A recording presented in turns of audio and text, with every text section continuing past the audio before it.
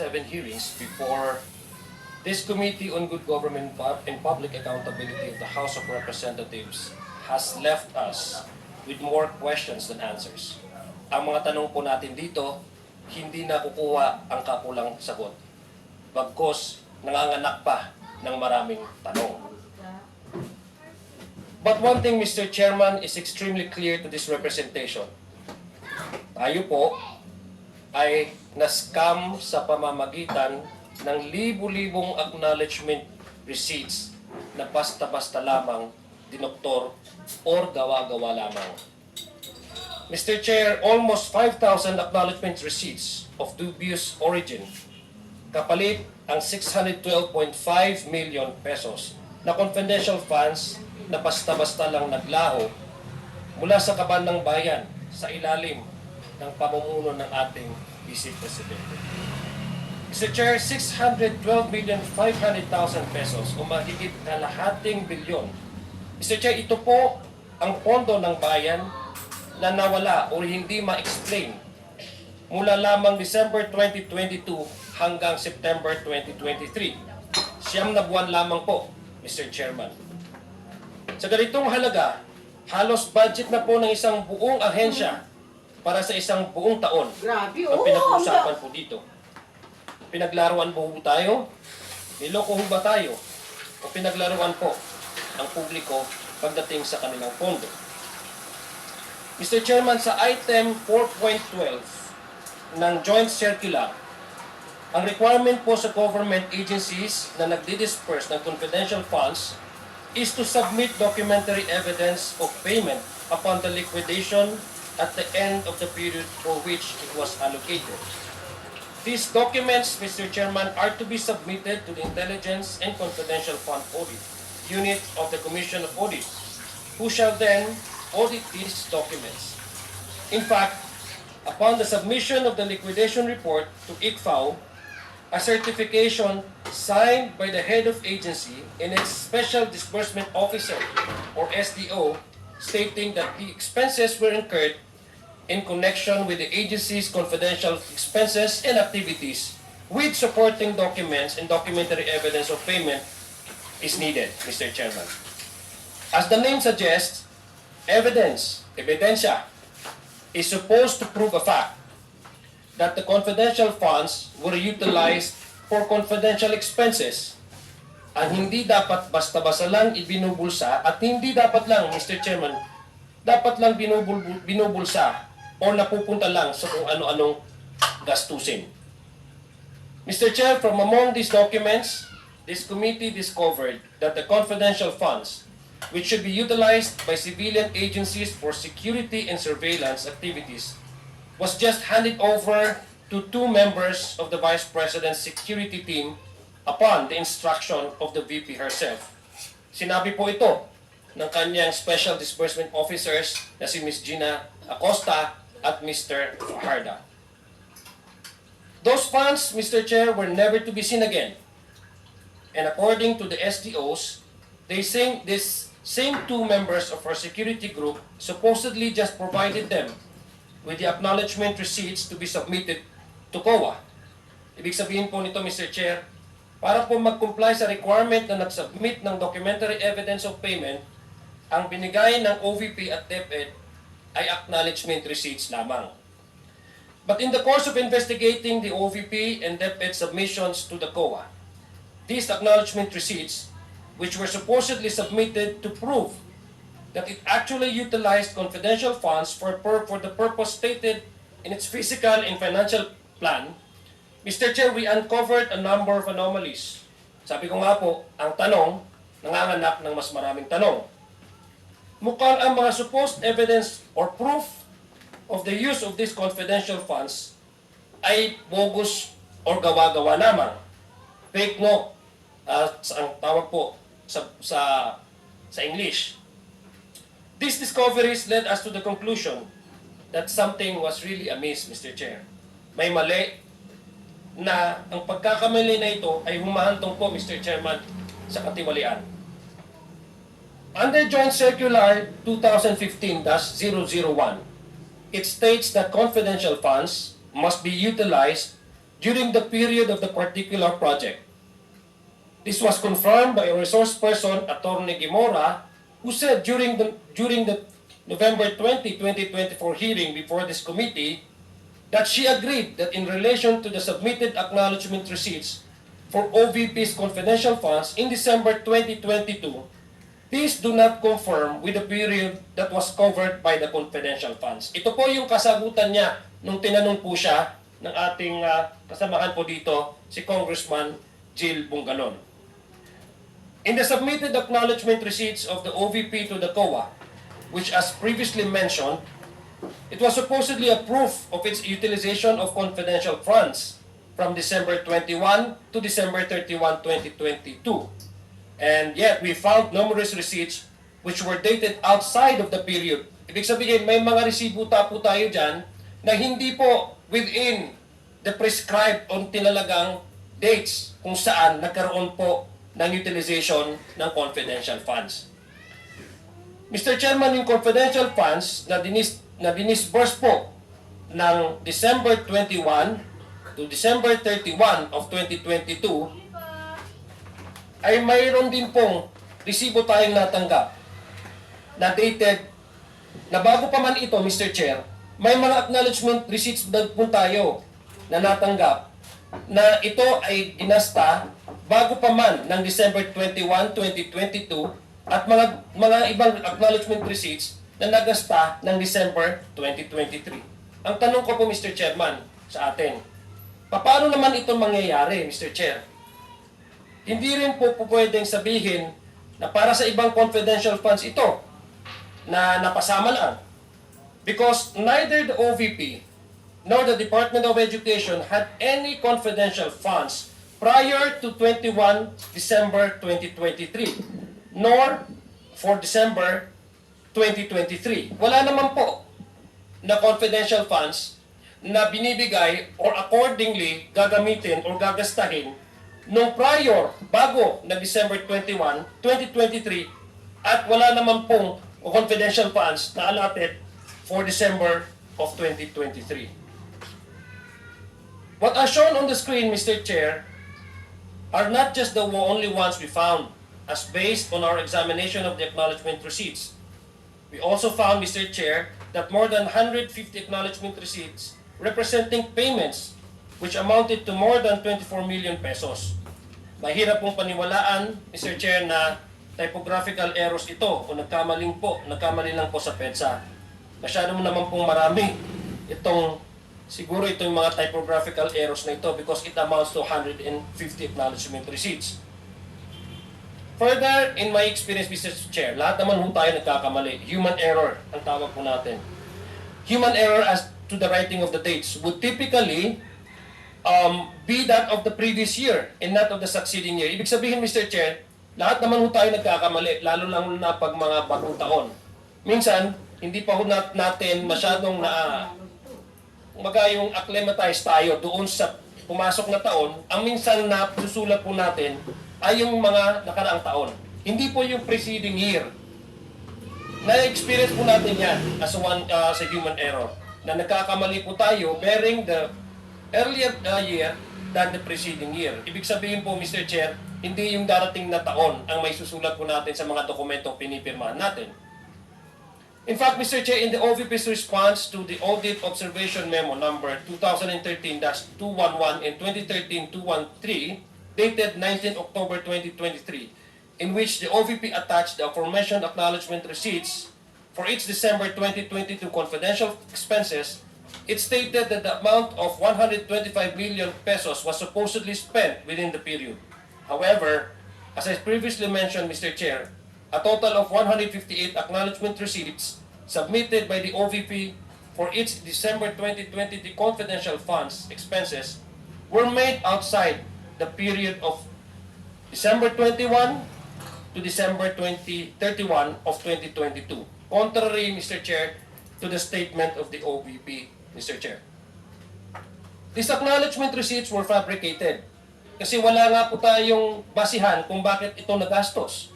Wala nga po siya doon sa date kung dapat siya paggastosan. Because they bore dates different from the period covered, Mr. Chair. Simply po yan. Very simple po yan, makikita po ng taong bayan yan.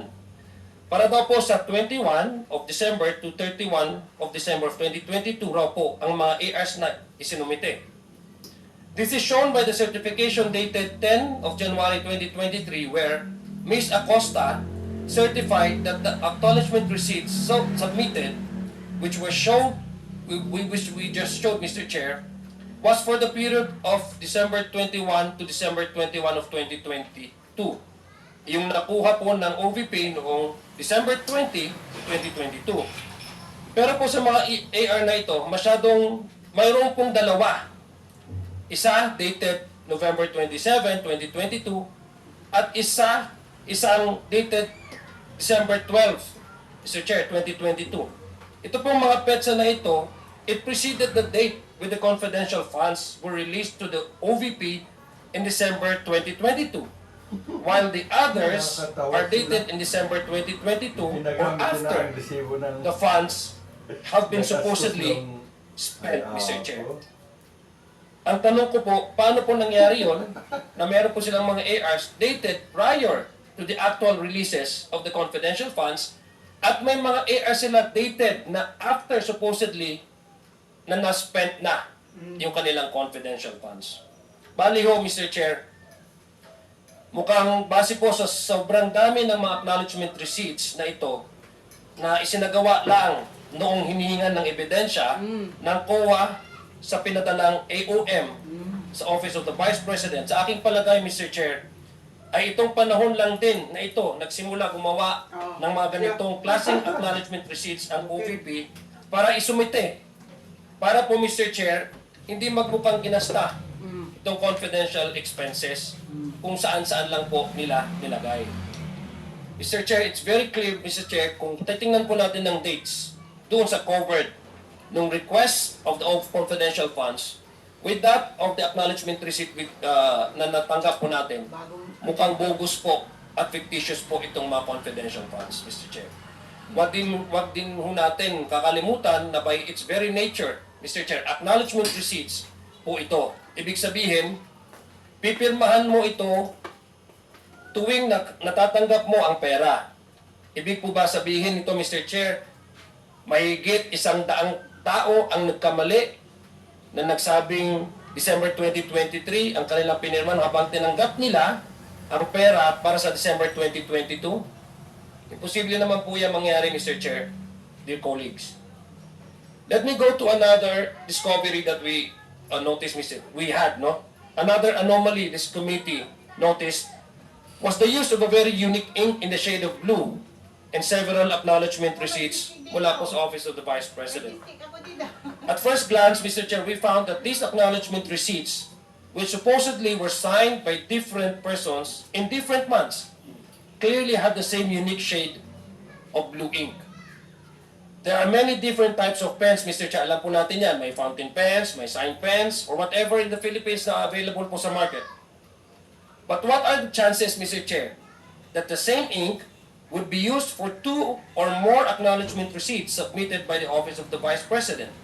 If you ask me, Mr. Chair, the chances are very, very low. Especially, Mr. Chair, kung titingnan nyo po, itong tinta na ito ay hindi mumurahin. Mahal po yan na ballpen. Hindi po yan common na ginagamit na ballpen.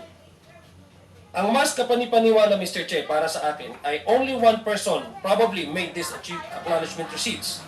And they are not the ones who received the funds as indicated in the acknowledgement receipts. Mr. Chair, my staff was also able to find acknowledgement receipts in different names. But the strokes, o yung sinasabi po nating pagkasulat ng kanilang mga signatures, signatures na ito were identical. Dalawang different persons but the same identical strokes, signatures. Incidentally, Mr. Chair, these were all done on March of 2023. Moreover, Mr. Chair, the signatures all bear the same figure, done to 2 or 3 times. It's hard to believe, Mr. Chair, that such common signatures would appear like this.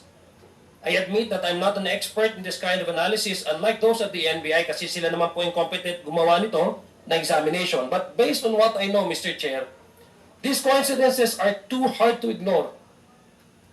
In any event, Mr. Chair, ito pong committee na ito, ay pinapasuri po natin yan sa NBI to make sure that these signatures are signed by the same person. Titingnan niyo mo po yan sa monitor, the same strokes, different persons.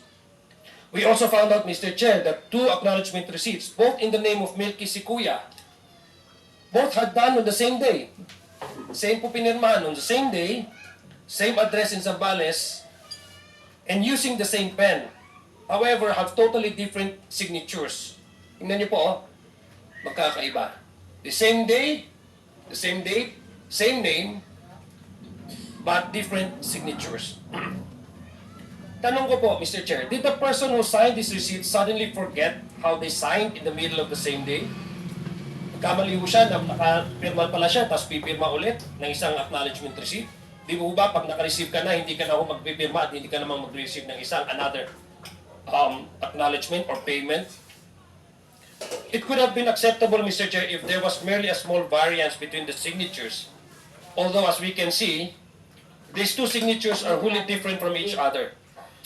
Which only leads to the conclusion, Mr. Chair, that whoever made these ARs was not actually this Milky Sikuya. This is truly mind-boggling, Mr. Chair, to say the least.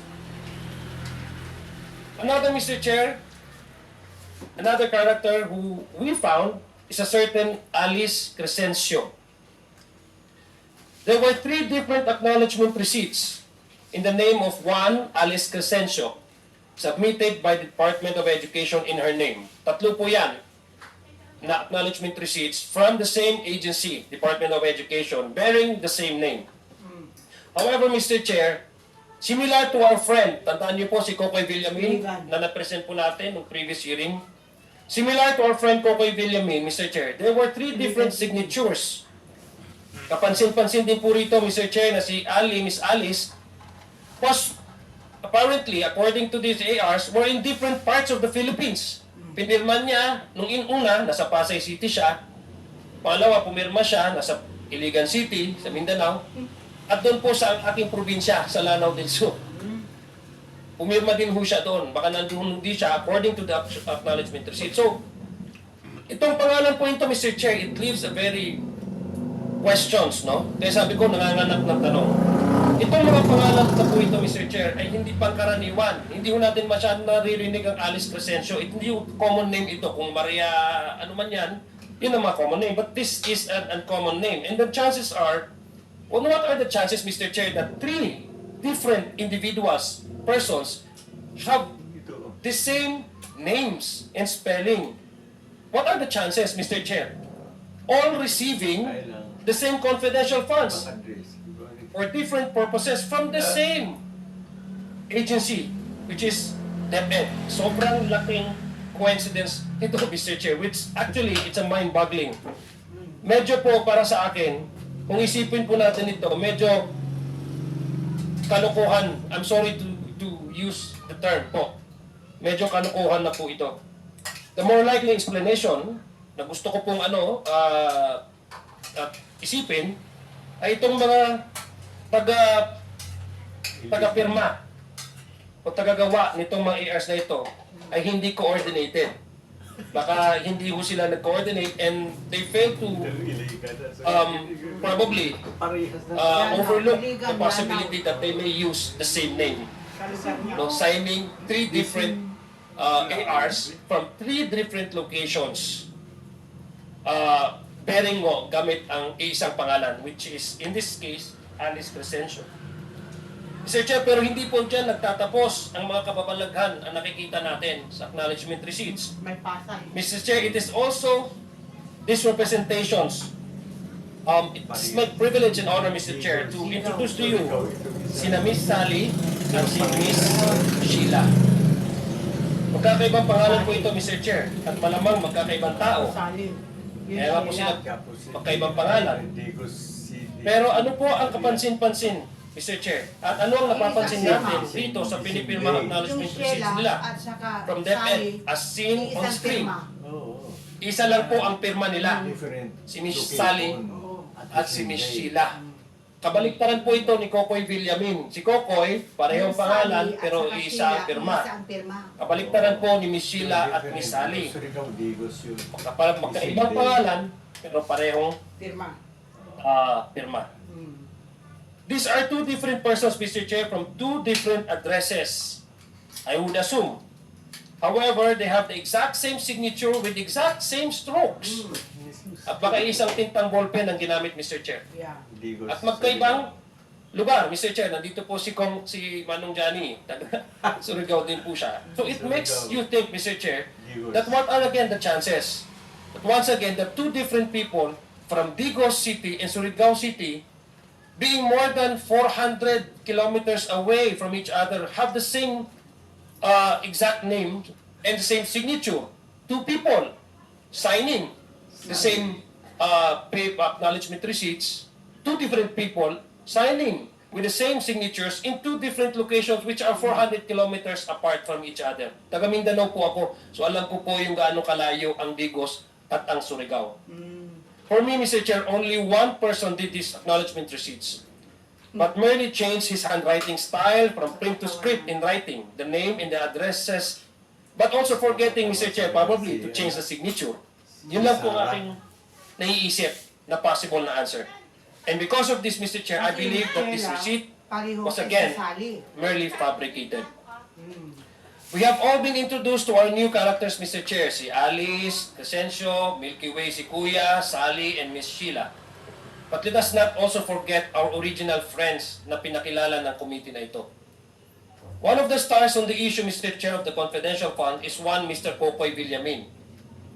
Ina-mention ko po sa inyo earlier, and this was also presented in the previous hearings. Mr. Popoy Villamin, who happens to receive confidential funds from both the OVP and the DepEd.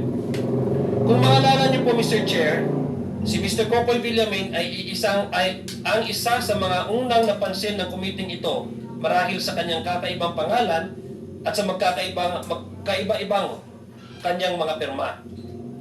Napanood din po natin, Mr. Chair, at napanood ng kumiting ito ang interview kay PSA Assistant National Statistician Mariza Grande na tinitingnan nila ang pangalan niya sa kanilang records at isiniwalat niya na wala silang makitang records pertaining to Mr. Popoy Villamin. This was brought about by the request of Congresswoman Jinky Luistro na para po ma-confirm natin na may talagang tao nito, we need to seek the assistance of PSA and NBI. Pero according sa kanila, wala po silang records na may tao pong Mr. Popoy Villamin. According kay PSA na Assistant National Statistician na Mariza Grande. Base po sa kanilang initial na findings na ito ng PSA, mas panatag ako, Mr. Chair, na ang confidential funds na di umano'y binigay kay Mr. Villamin ay hindi talaga sa kanya napunta at hindi talaga itong totoong tao. I mean, common sense would dictate, Mr. Chair, that same name, bearing the same name, ay hindi po magkakaroon ng dalawang signatures. And it reinforces our original questions kung meron po bang mga taong ganito. Ang pinakabida, Mr. Chair, sa ating naging inquiry in aid of legislation sa committee ito ay of course, si Miss Mary Grace Piatos. Thank you to Chairman Romy Acop. Siya po yung unang nakaobserba at na-notice po niyang pangalan. Dahil yung pangalan pong ito, ang una nating napansin. At napansin ni Chairman Acop dahil ito po ay kombinasyon, according to him, ng isang restaurant at chichirya. At tama na po, lahat po tayo nagaganoon. Nung inaisiwalat sa committee ito ang acknowledgement receipt ni Miss Mary Grace Piatos, kami ay tunay na mangha. Tayo po, hindi lang tayo, ang buong bayan ng namangha. We reached out to the National Statistics Authority and inquired from them into whether this was a real person or a made-up character. We were likewise informed, Mr. Chair, that the NSA had no record of any person bearing the name of Mary Grace Piatos. There are certain personalities, Mr. Chair, who claim this Mary Grace Piatos were merely a code name, adding that in television and in movies, sa mga palabas at sa television, these code names are used for secret mission. But the fugitive, and I address to him directly in hiding, forgets that this is real life. Tunay po tayo nag-iimbestiga dito, hindi po ito television, hindi po ito palabas. That the people's money earned through the hard work of every Filipino should be scrutinized on how they were spent by our agencies. Mr. Chair, ang keyword, Mr. Chair, is transparency. Transparency is required kasi kailangan masilip ng otoridad, gaya ng COA, o kaya ang taong bayan kung nasa tama ba ang paggastos ng kanilang pondo. In this particular case, the confidential funds. The PSA recently informed us, Mr. Chair, that our new friends, Mr. Coco Villamin, Ms. Milky Sikuya, and Ms. Alice Crescencio, are also all non-existent. Wala po silang record. Non-existent. Hindi po sila, according to PSA, ay posibleng hindi po ito mga tao. There is no record of their birth, no record of their marriage, contracts, whatsoever, or death. No, sana naman po, hindi death, no? Although we just want to leave no stone unturned. That's why we request them if they have a proof that would really prove an evidence of their existence. Birth, marriage, even death certificates. Wala po, according to PSA. In fact, Mr. Chairman, of the 677 names from the DepEd acknowledgement receipts, which we submitted to the PSA for verification, para po patunayan na kung mayroong bang tao na ganito, the 677 names from the ARs, it was determined by the PSA, Mr. Chair, that it was that only 405 of these ARs with these names have no record whatsoever. So malaki-laki po yung persyento, 677. Out of the 677, 405 ang wala pong verifikasyon at wala pong record ng PSA. So, Mr. Chair, it is unlikely that all of these are merely code names, as some supposedly high-powered lawyer would claim, that this simply would not make sense from a legal standpoint, which we will discuss more, Mr. Chair, and from a practical perspective, since it would be an unbelievable, unimaginable amount of effort to do. Imagine, Mr. Chair, gumawa ka, mag-invento ka ng ganyang karamihang pangalan. Let us go back to Alice Crescencio. Assuming without conceding that these are code names. Di ba pag mga code names po, ibig sabihin you somehow protect the real identity of the person. That's why you're using code names. Tatanungin ko po, ilang beses silang kumukuha ng code names sa sinasin sa isang tao? Halimbawa, si Alice Crescencio, 3 beses umirma sa magkakaibang lugar ng ARs. How would they find out if Miss Alice Crescencio is assigned to a particular person kung 3 beses nila itong ginamit? Kung talabang, if assuming that what they're saying is true, how sloppy they are to work and assign 3 code names to same code name to 3 different persons. Mr. Chair, under item 4.15.3 of the joint circular expressly requires that the SDO certify to the fact that such supporting documents for confidential funds are kept in a vault, while item 6.2.21 of the same joint circular requires that liquidation reports, along with supporting documents like the acknowledgement receipts, are required to be submitted in a sealed envelope. Ibig sabihin, ang sinasabi po dito sa joint circular, kinakailangan po na mag-certify ang SDO na may supporting documents ang confidential funds at nilalagay po sa vault para hindi po basta-basta may labas yan. At sinasabi din ho dito sa liquidation sa joint circular na ang liquidation reports ay dapat may supporting documents. Hindi lang po ang ARs, no? At nilalagay po yan sa sealed envelope. Ganun po kaimportante yan. Ang mga requirements po na ito, Mr. Chair, ay tiyak na alam ng mga staff po ng opisina ng Vice President at ng Department of Education. In fact, Mr. Chair, to prove that they know this circular, the requirement of this circular memorandum, sinabi po ni Ms. Gina Acosta, in a certification dated 10 January of 2022, certified si Ms. Acosta that the details and supporting documents relating to use of confidential funds are kept in safe. Sinabi po niya yan, na nilalagay po nila as a way to observe what is required of them to do. This includes, Mr. Chair, the acknowledgement receipt of Miss Grace, Mary Grace Piatos, according to her. So ang tanong ko po, Mr. Chair, kung meron pong stricto ang joint circular na dapat ilagay sa safe, sa vault, the joint circular uses the term vault, no? And uses also the terms and the phrase supporting documents. E di para saan pa kaya ang security measures na ito sa joint circular kung code names lang din pala ang gagamitin? Bakit ilalagay pa sa envelope kung hindi naman sigurado na totoong tao yun kasi code name pala? Sa madaling salita, Mr. Chair, what is the use of the requirement under the joint circular of keeping records locked in a safe and transmitting them via an envelope marked confidential funds kung hindi pala tunay na tao? Kung code names yan, pwede mo naman po nakalagay yan sa mesa. Malay mo ba natin kung sino si Alice Crescencio? Ano ba tunay niyang pangalan? Diba? If we are really to protect their identity. So why there's a need for the joint circular to require the agency to keep it in a safe and then have acknowledgement receipt and then put it in a sealed envelope? If these receipts, Mr. Chair, actually used, Actually, there are 3 safeguard. Number 1, it must be sealed. May nakalagay na confidential at dapat nakalagay sa vault. yes. And those 3 requirements were already confirmed by Ms. Gina Acosta, Mr. Chair, in the previous hearing. Mr. Chair, again, let me continue. If these receipts actually use code names, what is the point locking it in a safe, again, and secure the vault and secure it in the vault? When the details therein have already been obscured or changed, pinalitan na hindi niya tunay na identity.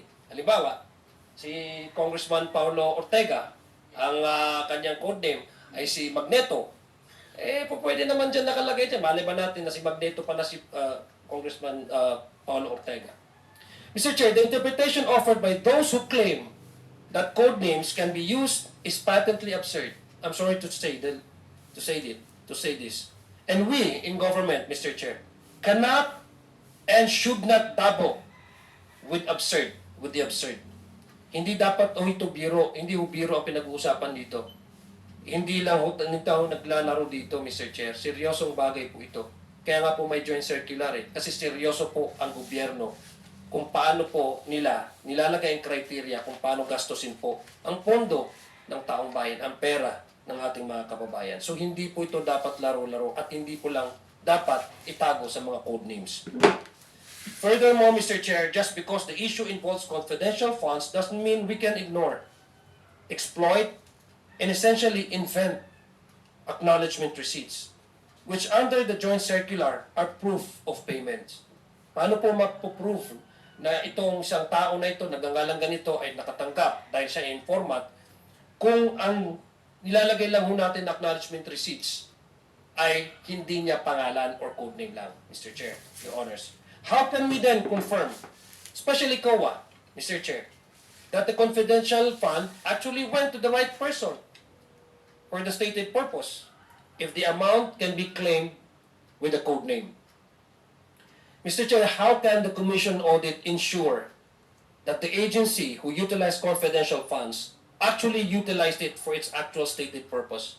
As allowing a code name, Mr. Chair, to me, just allows this, Mr. Chair, to be prone to abuse by just writing any name and calling it as such, Mr. Chair. And when accountability is required from the agency of the government, the inquiry will be brushed aside only on the basis of supposed confidentiality. Ganun po So we are actually weakening not only COA, but even this committee, the inherent right of this committee to exercise its oversight function. Para lang ho, Mr. Chair, to me, para lang ho itong biro-biro lamang lang. So I think those are the things that we need to consider and probably to propose a bill that would really secure the identity of the informants and as well as to prove that those informants really do receive the payments. Ilan lang po, Mr. Chairman, ito sa mga anomalyang napansin natin sa ating pag-imbestiga, sa mga documentary evidences of payment na isinumite ng Office of the Vice President at ang Department of Education para di umano'y magpapatunay sa paggamit ng confidential expenses nito.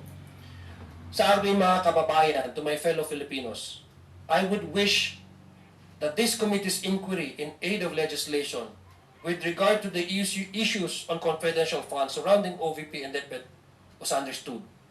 Pinapanalangin ko po, Mr. Chair, na maintindihan ito ang trabaho po natin at ginagawa po natin dito sa committee nito.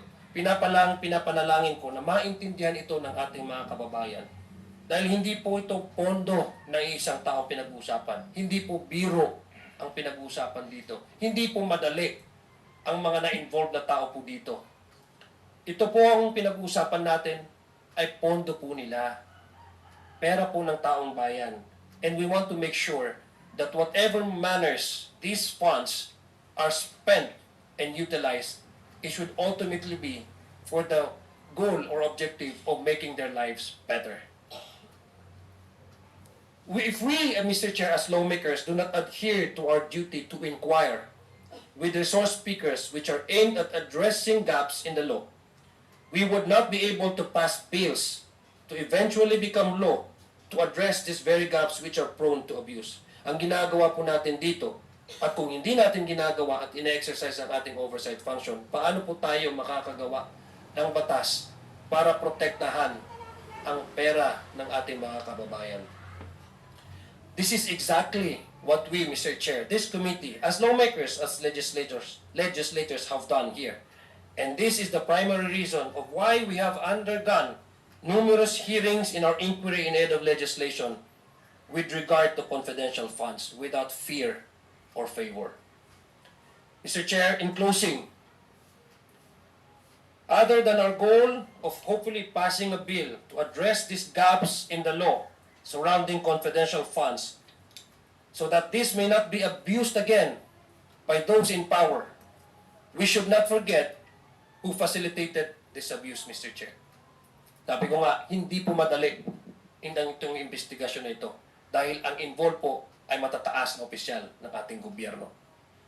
There's only one person, Mr. Chair, in the middle of the issues surrounding the anomalous utilization of confidential funds of the Office of the Vice President and the Department of Education. Ang tinuturo po ng lahat na naging bisita po natin dito sa committee ito. The very last invitees na nag-appear po sa committee ito, ang Special Disbursement Officers ng Department of Education, nung kapanahunan po niya, at ng Office of the Vice President. Ito po yung inatasan under the Joint Circular Memorandum nung pag-disburse, paggamit ng confidential funds. Sila lang po ang merong kapangyarihan na mag-disburse at mag-implement nitong pondo na ito. At sila pong dalawa, ang sinabi po nila na nag-utos po sa kanila ay ating pangalawang Pangulo, Vice President Sara Duterte. Mr. Chair, wala pong personalan ito. Trabaho lang. Marami pong salamat. Magandang umaga po sa ating lahat. Assalamualaikum warahmatullahi ta'ala wa barakatuh.